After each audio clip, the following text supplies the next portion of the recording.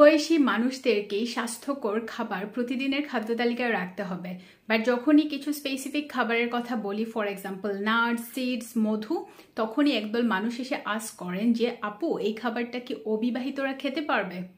So এই কোয়েশ্চেনটা basically তৈরি হয়েছে যখন কিছু মানুষ বা অসাধু ব্যবসায়ী এই খাবারগুলোকে বিবাহিতদের খাবার বলে বিক্রি করছেন বা সোশ্যাল মিডিয়াতে প্রমোশন করছেন।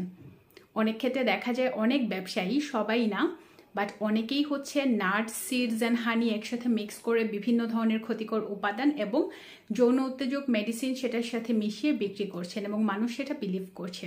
আজকে সবার উদ্দেশ্যে বলতে চাই, এই খাবারগুলো আপনি খাবেন সো দ্যাট আপনার পুষ্টি চাহিদা নিশ্চিত হয়, আপনি এনার্জি পান। আপনি বিবাহিত নাকি অবিবাহিত, it really does not matter. যেটা ম্যাটার করে সেটা হচ্ছে যে আপনি প্রতিদিনের খাদ্য তালিকায় আপনার যে পুষ্টি উপাদান দরকার, ফর এক্সাম্পল শর্করা, প্রোটিন, ফ্যাট, ভাইটামিন, মিনারেল, সেটা নিশ্চিত করছেন কিনা এবং পরিমিত পরিমাণে পানি খাচ্ছেন কিনা।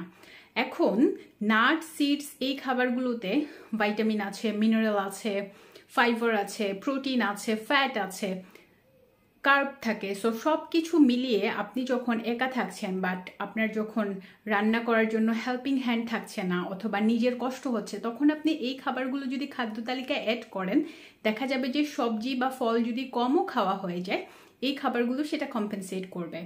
আর যেসব বিবাহিত মানুষদের বিভিন্ন ধরনের শারীরিক স্বাস্থ্য সমস্যা আছে, ফর এক্সাম্পল যৌন স্বাস্থ্য সমস্যা যেগুলো দ্রুত বীর্যপাত, ইরেকটাইল ডিসফাংশন পুরুষদের ক্ষেত্রে এবং নারীদের ক্ষেত্রে ভ্যাজাইনাল ড্রাইনেস এবং লিবিডো কমে যাওয়া বা ডিজায়ার কমে যাওয়া, এই ধরনের স্বাস্থ্য সমস্যায় আপনারা আগে খুঁজে বের করবেন যে আপনাদের এই যৌন স্বাস্থ্য সমস্যার পেছনে রুট কজেসগুলো কি। মেইন কারণগুলো যদি আইডেন্টিফাই করতে পারেন তাহলেই আপনি সমাধানে যেতে পারবেন। শারীরিক, মানসিক বিভিন্ন কারণে এই প্রবলেমগুলো হতে পারে। লাইফস্টাইল চেঞ্জ করে, মেডিসিনের সাহায্য না নিয়ে, জীবনযাত্রাকে স্বাস্থ্যকর করে কিভাবে এই স্বাস্থ্য সমস্যা থেকে বের হয়ে আসা যায় সেটার চেষ্টাই করবেন। আর বিবাহিত অথবা অবিবাহিত সব বয়সের মানুষই তার বয়স উপযোগী বা বয়স অনুযায়ী করে একটা ফুড চার্ট রেডি করতে পারেন, যেখানে আপনি মধু রাখতে পারেন, সিডস রাখতে পারেন, নাটস রাখতে পারেন, আরও অনেক কিছু রাখতে পারেন। আর যাদের ডিজিজ আছে তারা অবশ্যই ডক্টরের পরামর্শে খাদ্য তালিকা তৈরি করবেন।